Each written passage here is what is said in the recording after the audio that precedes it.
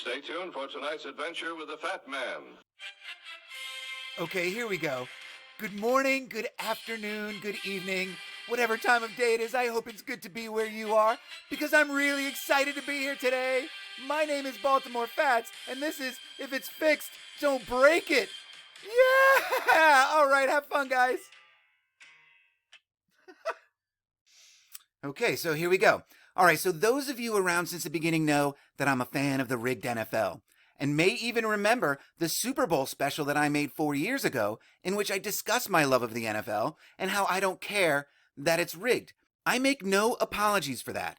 And I wish I could recommend watching this video today, but I can't because it's pretty terrible. I hadn't found my voice yet, and this was a rush job that I put together only a day before the game because I wasn't sure that I wanted to put that much of myself out there. But out there it is.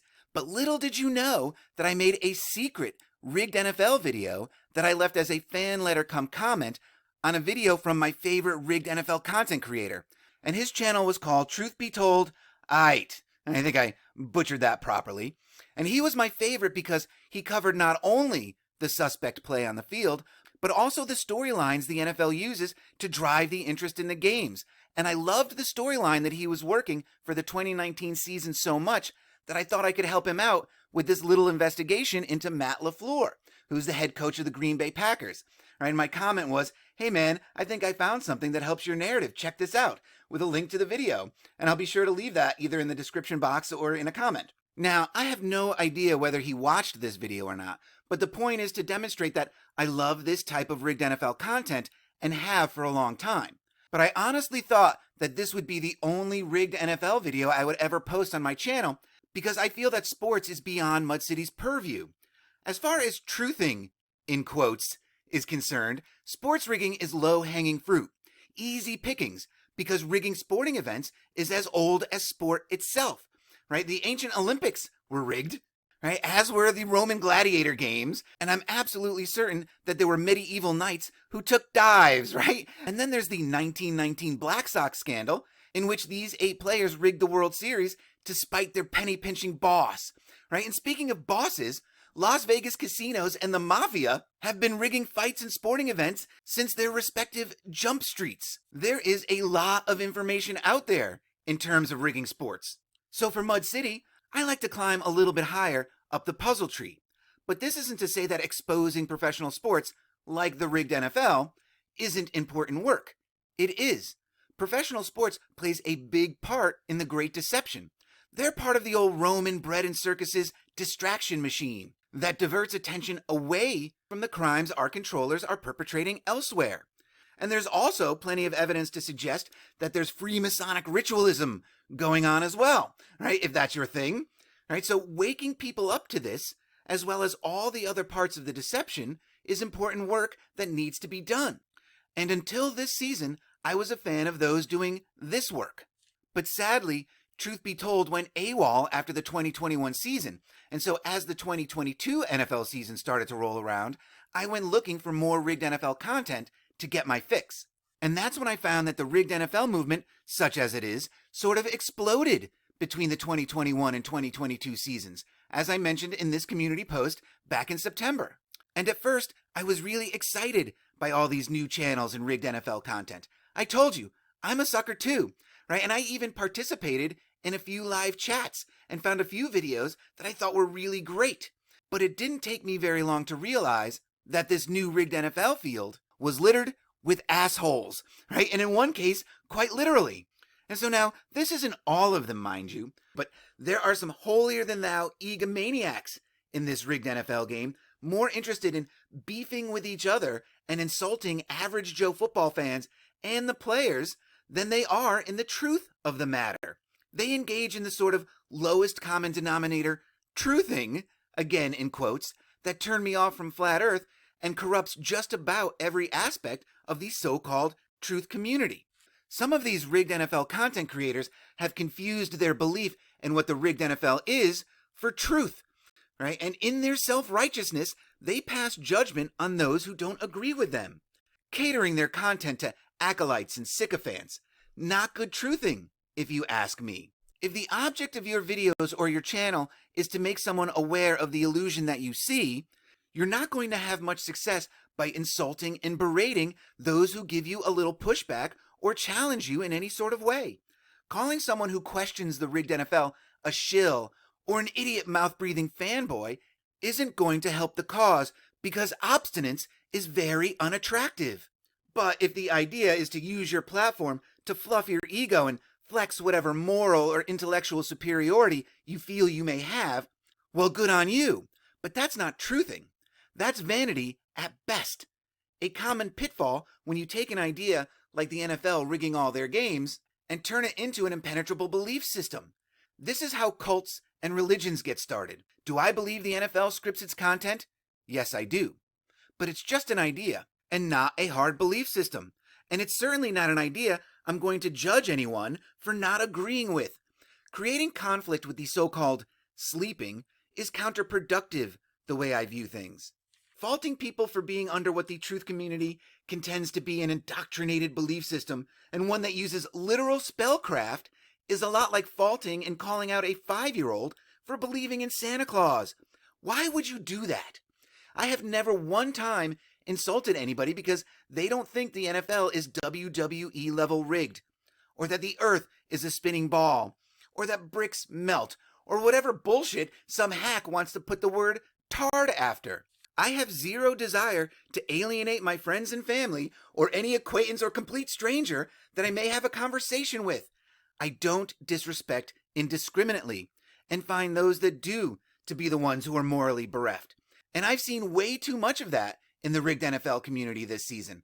Enough to prompt this video anyway, which I hope will present some good counterpoints and different perspectives on the rigged NFL. And so here we go. And you would think that Falcon's maze for the rigged NFL would start with the history of the NFL, but it doesn't. And while certainly very interesting, and trust me, someday I'll do a video or two about the history of American football in the NFL, because there are Mud City connections in there. But as far as this wave of YouTube rigged NFL content is concerned, we don't need Falcon's maze, because right after Wiki tells us the history of the NFL right up to the present day, it blows the doors off the rigged NFL when it tells us the NFL considers itself a trade association made up of and financed by its 32-member teams. And so what this means is that the NFL, as a corporation, is steward over the product its board of directors, in this case, the 32 team owners, is selling.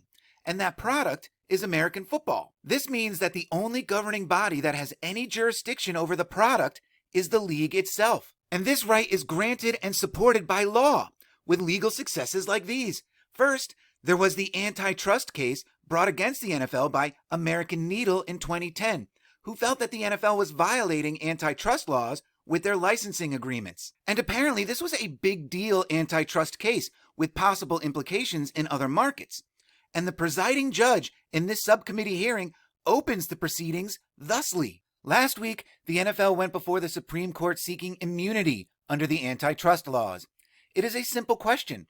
When the NFL and its 32 teams get together and make business decisions like apparel licensing, are they a group of competitors subject to antitrust laws, or are they more like a board of directors incapable of illegally conspiring with themselves? Single entity protection established by the Copperweld case would protect many of the business decisions made by the league and its 32 teams from challenges as illegal anti-competitive contracts and conspiracies. The NFL argues that it deserves this immunity because it acts as a single entity in promoting the, in quotes, NFL product. What is less clear is where the NFL product ends, and this pertains to how far they could go if they received this immunity, which they do. On appeal, the U.S. Court of Appeals for the Seventh Circuit affirmed. It held that the NFL teams were a single entity for purposes of antitrust laws, and thus could not have conspired to restrict trade. So there you have it. NFL football is a product, no different than any other product bought and sold for the fragile fractals to chew on. If the NFL wants to script storylines and roll out predetermined games or blow up cheating scandals to create drama, it is well within its rights to do so, as this high-powered New Jersey attorney found when he tried to sue Bill Belichick for defrauding New York Jets ticket holders of a fair contest when he was, in quotes, caught illegally taping the New York Jets defensive signals. Not one, but two courts kicked his case to the curb. And the ruling judge in the appeals court had this to say in his decision: "We do not condone the conduct on the part of the Patriots and the team's head coach, and we likewise refrain from assessing whether the NFL's sanctions and its alleged destruction of the videotapes themselves were otherwise appropriate," Senior Judge Robert E. Cohen wrote for the three-judge panel. However, he said Mayer failed to prove any legal right to damages. At best, he possessed nothing more than the contractual right to a seat from which to watch an NFL game between the Jets and the Patriots, and this right was clearly honored. Boom! The NFL as a trade association has the right to do whatever the hell it wants to with its product, including committing consumer fraud, apparently, right, as this attorney speculates. It's a clear issue of consumer fraud. The mere fact that this is in the context of football doesn't mean that the people who pay to see the game have no rights. And I could find no evidence that any other consumer fraud cases were ever brought against the NFL after this. But according to this guy, the opinion seems to suggest that no matter how much ticket holders pay, they can be defrauded by NFL teams. And it puts the NFL on the same level as professional wrestling. And this is in 2010, 13 years ago. So it's nothing new. And these rulings and the NFL's status as a trade association makes anything the NFL wants to put on the field legal. They're doing nothing wrong in the eyes of the law. And to me, this pretty much destroys the idea of a rigged NFL in one fell swoop, because it potentially makes the NFL exactly like the WWE. The NFL cannot conspire against itself. Calling the NFL rigged is a complete misnomer. So the rig is up. If the NFL is scripting games and outcomes as rigged NFL channels promote, they cannot be rigged. Rigging implies that a benign intention, such as a game or an election, for example, has been intentionally corrupted to change its outcome. If the outcomes are predetermined, then it's a show, like any other live show, Broadway, Cirque du Soleil, what have you. You know, wrestling. If you believe the NFL is complicit in any way in predetermining the outcomes of their games, that it's scripted, then it's not rigged. Period. So I think it's time to rebrand the rigged NFL to the scripted NFL.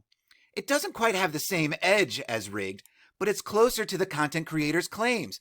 And it's a damn sight better than the Consumer Fraud League. No one would tune into that, but it should be okay because scripted is their second favorite word. 99.9% of rigged NFL content these days is quote-unquote exposing scripted plays, where they break down some really big play and point out the ways that the play was staged. And it's here some of these channels are particularly brutal towards the players. Why? They're just doing their job, right? But some of this is good work because, as I said, there is a lot of suspect play on the field. But I have to wonder how much time these guys have put into the idea that all plays are scripted. They have diagrams, X's and O's. I'm fairly certain that the colloquialism, how they drew it up, comes from these diagrams. Have none of these guys played Madden or any other football video game? You take a bunch of these scripted plays, some of which take considerable athletic prowess to execute. You string them together and you have a game plan. By neglecting to mention that all the plays are equally scripted is a disservice to the facts. If you're going with all the games being predetermined, that is. You know what my favorite scripted play is? Running back up the gut for little or no gain. I mean, it's a scripted play. They're all in on it. Which brings me to my next point. Player involvement. How complicit are the players? According to rigged NFL channels, it's all of them. And it could be. I have no idea. But it seems unlikely. If the intent of the NFL is to defraud its audience by creating the illusion of fair sporting contests, I think you would need to create an overall atmosphere of plausible deniability around your product if you're going to create an effective schadenfreude like that. Because how far do you go with that idea that they're all in on it? Are all the coaches in on it? All the training staff? All the administrative staff? The ball boys? It becomes too much. Sure, some, if not all of your face guys and big money players will be in on it. But there are 1,700 players in the NFL every year, with an average career span, now get this, of 3.3 years. So you get a nice 33 in there, right? So an extremely high employee turnover rate. That's a lot of people to keep track of and to trust with your big secret. NDAs and league minimum salaries, well, good as they are only going to go so far when 78% of players go broke within 3 years of retirement, and 15.7 or 16% file for bankruptcy within 12 years of leaving the league. Broke people are often desperate people. So why are so few of them coming forward? Surely their stories would be worth something to somebody. Or even better, why are the former players talking about the NFL fixing its games former superstars like Jerry Rice and Tim Brown? And there are a few others. It would take so much work to indoctrinate and keep all these guys quiet for the rest of their lives for, at best, 3 years worth of service.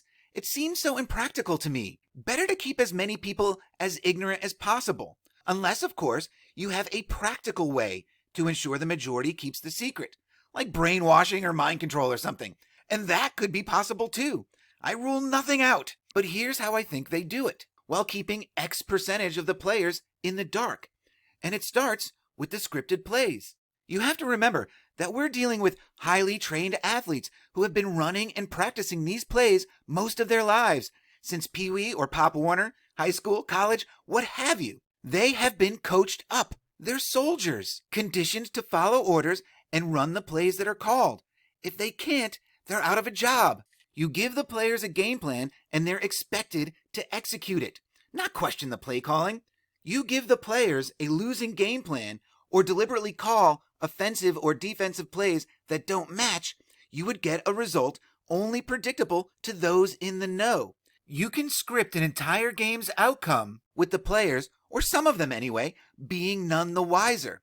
Because I believe the NFL runs much like any other pyramid scheme, right? You have those who don't know anything, those that know a little more, and so on, creating chains of plausible deniability. And this concept was really cemented for me by all the reading I did about my beloved New England Patriots in the early to mid-2000s. I read the Boston Herald and the Boston Globe every day for like 6 years straight at one point there. I read every book I could find during their quote-unquote first dynasty. And all through it, to a man, every player spoke about the coaching and being put in the right position to make a play, often expressing amazement at how good the coaches or the game plan was. The only complicity that would be required of the players is following the game plan. The players, or most of them anyway, don't need to know that the game plans are catered to the desires of corporate NFL or its cabal of owners. It's an unnecessary risk to have all the players in on it. And the same could be said of some of the coaches too, given this pyramid model. The fewer people who know, the better. And this is just an idea. I don't know, but this just makes more sense to me. If the NFL is trying to project the image of fair sporting contests. And I'm not so sure that they are. Because even their rulebook allows for performance enhancers, like this rule. Rule 5 in the 2022 NFL Rulebook, Section 4, Equipment, Uniforms, and Player Appearance, Item 8. In the things not allowed, they talk about this Item 8, adhesive and slippery substances. Right? Adhesive or slippery substances on the body, equipment, or uniform of any player, provided, however, that players may wear gloves with tackified surface if such tacky substance does not adhere to the football or otherwise cause handling problems for players. So sticky gloves like these are legal. Odell Beckham and others like him use these gloves to aid in these incredible one-handed catches, like this one. No magnets required. And even if they are using magnet gloves, this rule allows it. So you're criticizing something that's a legal part of the game. Have those promoting magnetic gloves and magnetic catches even bothered looking for an alternative solution? I don't know when this rule came into being, but I went as far back as 2015, and it's there. Just because magnetic glove technology exists, and it apparently does, doesn't mean the NFL is using it. I mean, they could be using it, but with alternatives out there, you won't hear me making any assumptions. Same goes for the kicking game. There is so much talk out there about magnetic manipulation of the ball in the kicking game seems largely unnecessary because kickers are very good at their job and can hit the upright on command. And the NFL demonstrates this on their own webpage. You can go watch this video of this guy practicing and kicking and hitting the upright coming from a sideways angle. And there is no understating how important the kicking game is in American football. it's important to have a good kicker on your side. And again, could the NFL be using magnetic manipulation? Sure they could. But again, to me, it just seems unnecessary. But to close out this bit on player involvement, I think the idea of a smaller number of players understanding that the whole thing's scripted is supported by the rate of player turnover in the NFL. Over the 8-year period spanning 2013 to 2020, NFL teams turned over 56% of their roster every year. And if I'm reading this right, in the second year, that roster is further cut by over 35%. And so by the third year, you would have roughly 9% of that original team left. And so now we're looking at a more reasonable number for containing a fix. You shuffle around your loyal foot soldiers from team to team, who more likely than not will be out of the league in 3 years or less, and you keep your lieutenants on the teams for longer periods of time. It just makes more sense to me than they're all in on it, which again, they could be. But it feels like an easy cop-out to say that all the players are in on it. Right? What's to stop a player from messing with the script and changing the outcome to one that they favored? If they're scripting, and I believe that they are, because the NFL is a cash cow, and this is a chart of the NFL's revenue growth from 2001 to 2021, and this is in the billions of dollars. 2020 being the only down year for obvious reasons, but in 2021, they made $17.19 billion in revenue and post a modest gain going into projections for 2022, $18 billion. And the NFL is confident that it will hit $25 billion in revenue, a 28% increase from today in just 4 years, or 7% a year growth. That is phenomenal. A clear sign of how confident they are in their product. If the rigged NFL, the scripted NFL movement thinks they're making a dent in this, they're going to have to try a lot harder than scripted plays and magnetic manipulation and all the players being in on it and predicting safety rule changes. That happens every year. So, because contrary to some of the saber rattling about the impact of rigged NFL content recently, evidence is mounting that players and fans just don't care. And this isn't the only article about this that I found. And there's more that I can get into. I didn't talk about sports booking and gambling at all. But if I can demonstrate ways around most of the rigged NFL's points, well then, sure as shit, the NFL can. But my awareness of a scripted NFL hasn't really curbed my love of the game all that much. I still enjoy watching the games because it's a fun show. And I like seeing if I can predict the outcomes of plays or drives or games as I'm watching. And I still love hanging with my friends and watching games over a few beers, where I try to find ways to slip my ideas about a scripted NFL in there without being an abrasive asshole. And I love rooting for my now, thankfully, mediocre Patriots. I refuse to release some of life's more basic pleasures because I'm aware of the deception. I'm not going to let them take everything from me because I'm not bitter about the deception. It's just where I find myself. So that's why I say, enjoy the ride. Have fun with it. Tell your friends, but don't be a jerk. And so hopefully this will be the last scripted NFL video I post here. The next NFL video, whenever I get around to it, will have a decidedly more Mud City flavor, which I'll tease with this little cherry. When looking into the play diagrams, I learned that they were essentially invented by none other than our boy Edgar Allan Poe's second cousin, Edgar Allan Poe. Are you kidding me? And now I had come across Edgar Allan Poe's second cousin, Edgar Allan Poe, and his involvement in football before, but I didn't know that he was responsible for creating these diagrams. Right? While it is unclear who first diagrammed a football play, we know that Princeton captain Edgar Allan Poe used checkers to illustrate plays to his teammates in 1889. The newspaper reporter who told that story included 2 play diagrams in the article using circles, or the letter O for offense, and shaded circles for defense, right here. And so this connection is unbelievable. And so, all right, guys, remember, just because you don't know the truth doesn't mean you can't have fun with the lies, right? And so until the next one, cheers.